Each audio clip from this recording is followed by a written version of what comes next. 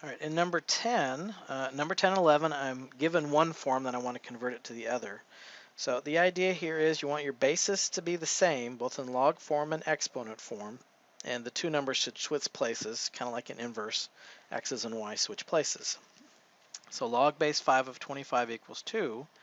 Exponent form should be base is 5, and the 2 and the 25 should switch, so 5 squared equals 25. 3 to the 4th equals 81. That should be log base 3. And again, the 4 and the 81 should switch places. So log base 3 of 81 equals 4. 12, 13, and 14 are all allowing you to demonstrate mastery over the properties of logs. What we end up doing is we're going to, at least for this first one, we're going to set that equal to x, and then I'm going to convert it into exponential form. So 2 to the x equals 1 over 8. And now 1 over 8, let's see, 8 happens to be 2 cubed. So I can rewrite that 1/8 as 2 to the negative 3 power. Again, remember, negative exponents mean we're dealing with a fraction. But now that we have it in that form, it's kind of obvious to see that x in this case equals negative 3. So the log base 2 of 1/8 simplifies down to negative 3.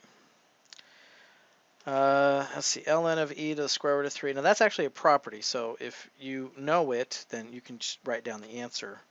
I'm going to remind us that ln is log base e of e to the square root of 3. Set that equal to x. So when I convert it to exponent form, I get e to the x equals e to the square root of 3. Well, what do you notice x is? Right, x has to be square root of 3. All right, and then number 14. So again, we'll set that equal to x. So I get the square root of 3 to the x equals 9. And just remind myself that 3 squared equals 9. And that the square root of 3 is really 3 to the 1/2 power. So that square root of 3 to the x is really 3 to the 1/2 x equals 3 squared. So I can sort of set up a little equation here. Where I got 1/2 x equals 2. Okay, and what am I going to do to get rid of that 1/2? I'm going to multiply both sides by 2. And so what do I get x to equal? X equals 4. Okay. All right, number 15, we're asked to find the inverse of e to the x and then graph it, and then graph e to the x with its inverse. Okay, so that's just, we just have to remember that it's ln. Okay, so that's, we're asked to put the two side by side. Well, the easiest way to do that is to remind ourselves of the critical points or the parent points for e to the x, and then just switch the order to get the ln.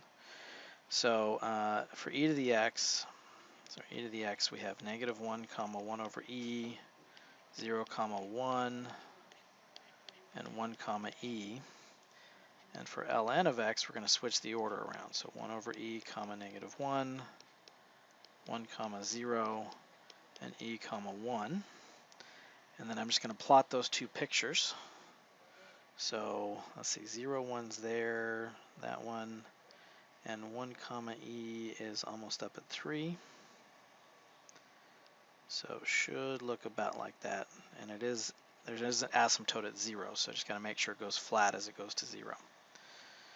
And then the other points, 1 over e, -1, so right there, 1, 0, and 3-ish, 1.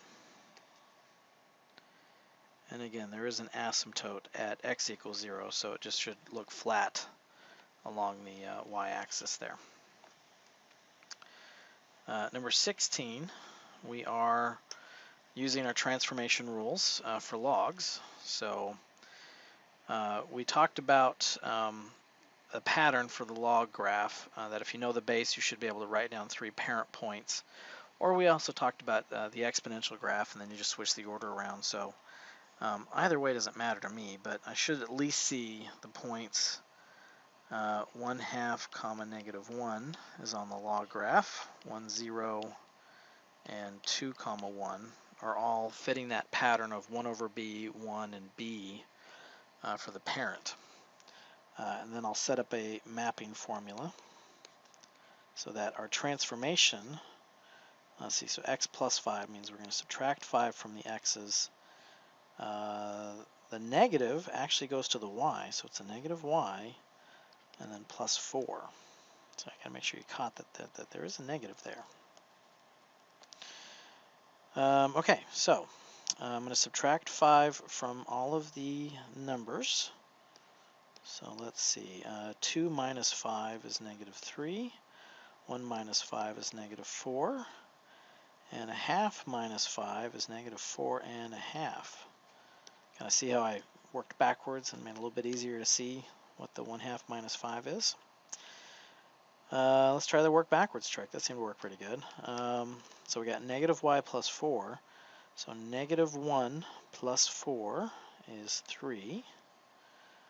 0 plus 4 is, sorry, should be 4. Whoops.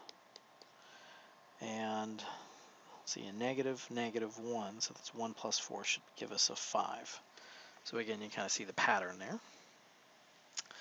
And then we'll go plot them. So negative 4.5 and up 5. Let's see, so negative 4.5. Up 5 puts it, what about there? And negative 4 puts it there.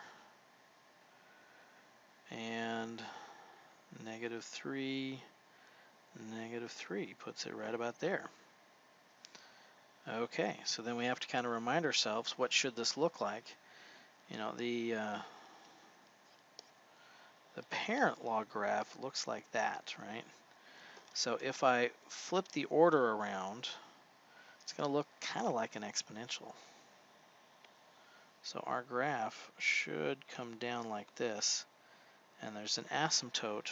Actually, there's an asymptote at 5. So I need to make sure it goes a little bit flatter. Again, I'm not pulling out a ruler to see that, but it shouldn't cross 5 is what I'm saying. So the graph should look like that.